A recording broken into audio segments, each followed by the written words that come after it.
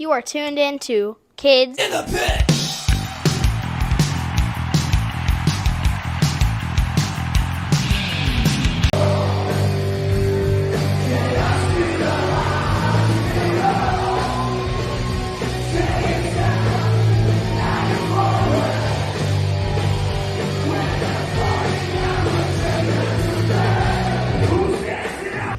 Hey guys, it's Gabe from Kids in the Pit.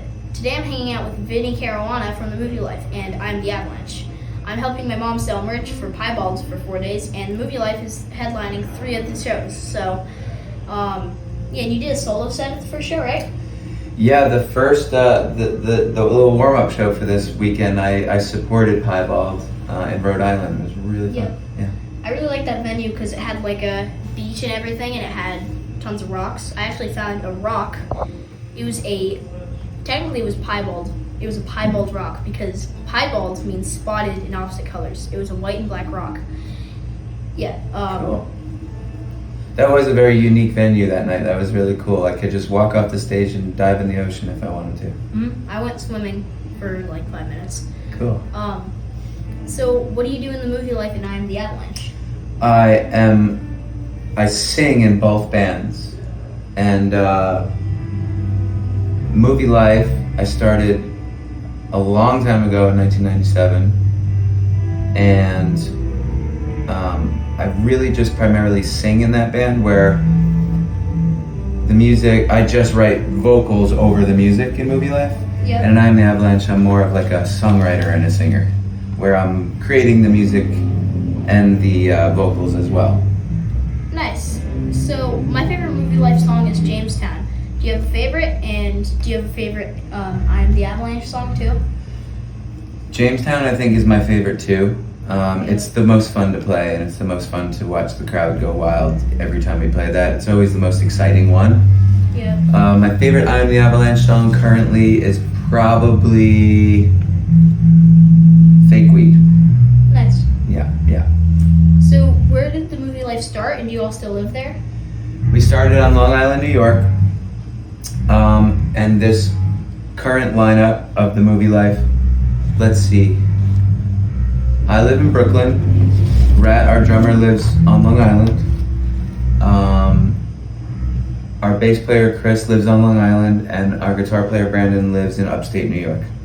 Nice. So, speaking of Jamestown, is the song about an accident in the snow or something? And is 40-Hour Train Back to Penn about Penn Station in New York? You're very accurate with your assumptions. The Movie Life was driving the Movie Life and reached the sky from Boston, New York. Wow, Boston, Massachusetts. We're doing some shows to meet Bane in Seattle. Yep. I heard that you played a song with Bane. Is that correct? I didn't play a song. I sung with them. Oh, you sung a song with Bane. Yeah, I sung.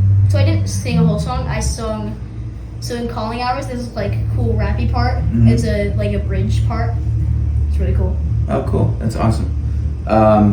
We never made it to Seattle to meet Bane because in the Dakotas we slid off the road and rolled the van, and some of us got hurt, and the van and the trailer and the gear were definitely not doing well.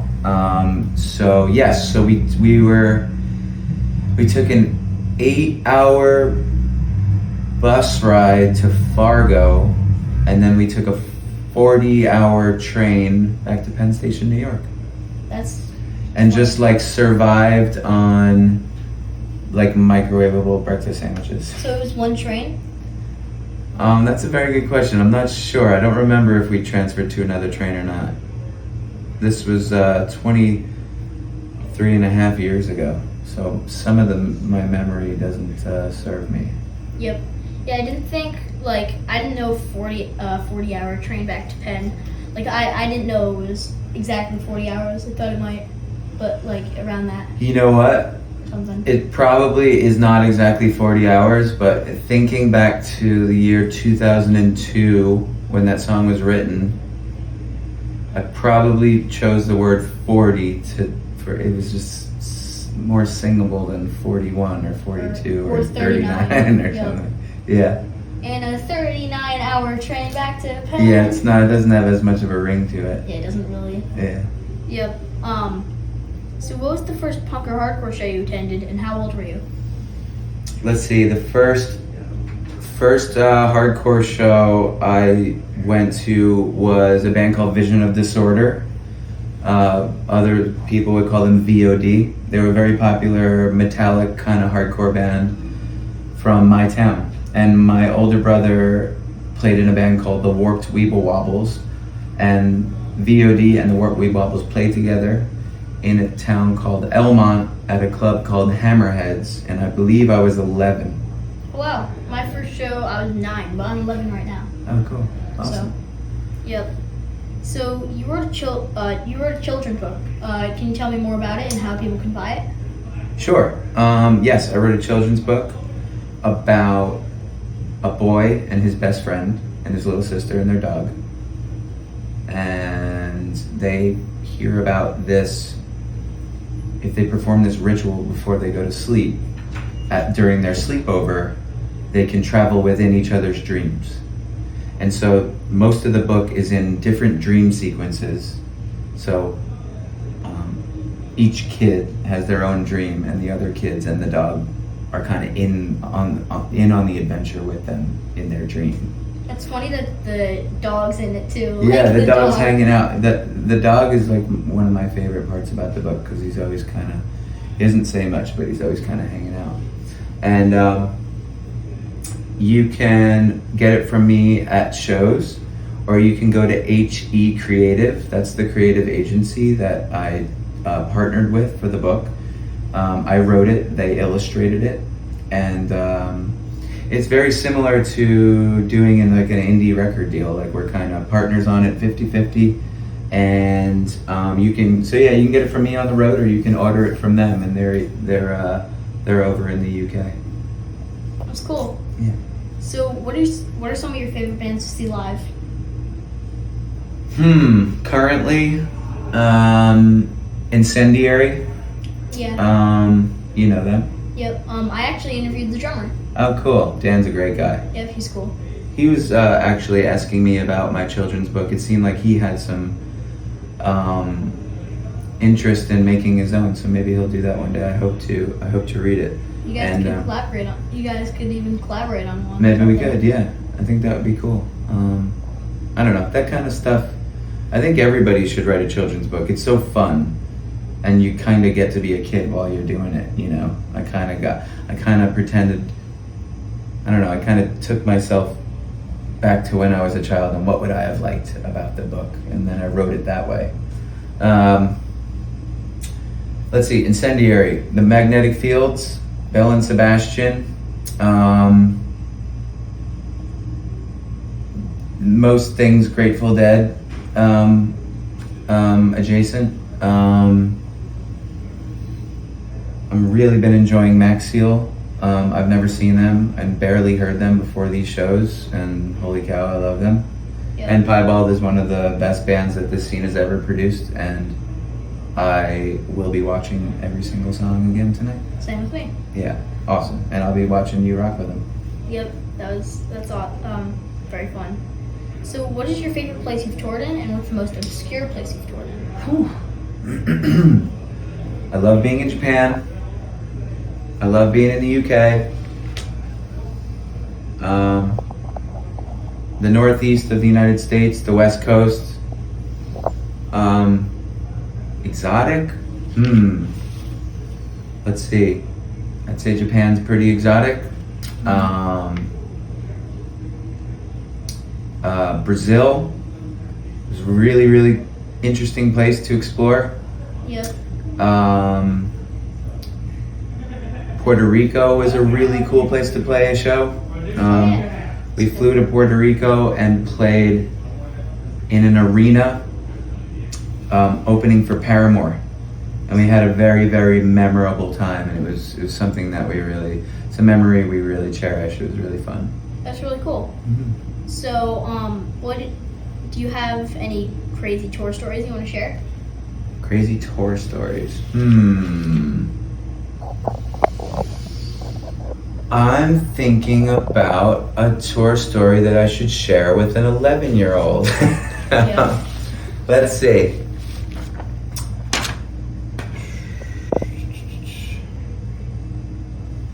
Tour stories.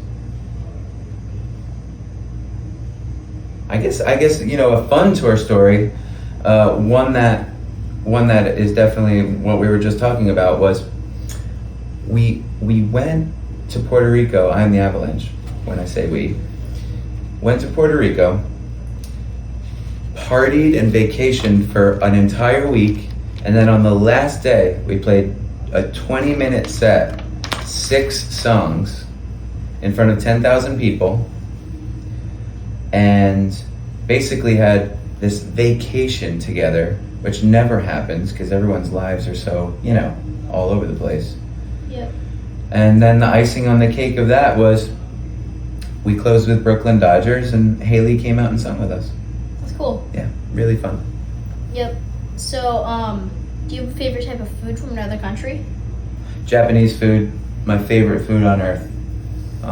Particularly yakitori. Do you know what yakitori is? No. Yakitori is various things on little skewers, and then they very meticulously grill them over a certain kind of charcoal made from a certain kind of wood, and it's just really tasty. Okay, so about Japanese food, what do you like more? Do you like ramen or sushi more? I think I like sushi more than ramen. Yep. Yeah. When we go and eat Japanese food, my wife always gets the ramen, and I always get the sushi. Yep, I think I'm more into ramen. So I know instant. I usually have instant ramen, but not too recently, like maybe a month or two, like around a month ago, I had like real ramen. It was in New York, and it was amazing. It was so much better than that college kid stuff. Are you gonna ever be able to go back to the styrofoam cup ramen? Oh, I still love it, Yeah. but the real stuff was so much better. It's different, right? A lot of really complex flavors and stuff. Yep, it's so cool. like. It's kind of like pizza, right? Like even just like microwave pizza from the freezer is still pretty good, but then you go and have a New York slice and it's much better. Like when it's fresh, they make it. It's nice stuff, yeah. So what was your favorite TV show or movie when you were my age? Let's see. When I was 11, what was on? Did you say TV show or movie? Yep. I was certainly watching the Goonies a lot. I like the Goonies a lot. I love the Goonies. The Indiana Jones movies we watched a lot. I have 2 older brothers, so we would all watch movies together. We liked First Terminator, really good. TV shows, what was around when I was 11? I would always be able to take a break from my homework if it was Jeopardy, because it was educational. So I always loved Jeopardy because I got to watch TV in the middle of doing my homework, because it just felt cool that I could watch TV because we only had one TV in my home growing up, and generally speaking, we watched a lot of New York Mets and a lot of New York Islanders and a lot of New York Jets, and then a lot of Jeopardy. Yep. So my grandma lives with me. Sometimes we'll watch Jeopardy. Me and my mom and her will just go into her room and watch Jeopardy. It's fun. What do you think about the new hosts? Pretty cool. Yeah, I think they're both doing a good job. I've actually never watched it with Alex Trebek because I started watching like a few months ago. Oh, it's pretty cool. I think on Netflix they have Jeopardy now. Like they have a bunch of old episodes. You should check it out. He was really good at his job. He was a very charming man. Yep. Yeah. So what would be the coolest animal to scale up to the size of a horse, and why? Oh man, good question. Let's say, oh geez, it can get dangerous, huh? Dogs are pretty reckless sometimes, and they don't know when they're like gonna knock you over. Yep. So I feel like a dog the size of a horse could probably be a liability. Yep. Let's go with the guinea pig. That could be cool. Yeah. Might Just be like this huge blob. Just a huge thing. Like. Yeah, I wouldn't mind seeing a massive guinea pig. Be funny. And I wonder what it would sound like because they're real squeaky. But I feel like if they were the size of a horse, yeah, it would be like a lower. Yeah.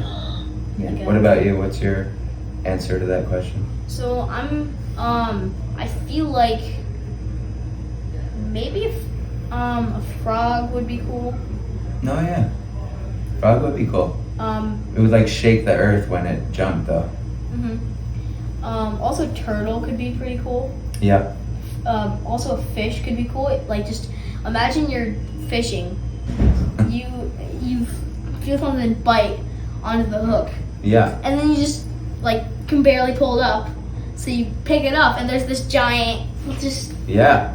You know what? There are fish out there that are as big as a horse, and people do catch them on a fishing rod, and it is an insane thing to watch. Wait, as big as a horse or just really big? There's some fish that are bigger than a horse. Really? Mm-hmm. Oh wow. Yeah. Because I know a shark. I mean, I don't think a shark's not a fish, right? I don't know. I didn't pay attention in school that much. I feel like maybe a shark is. It's Is it a fish? I don't know.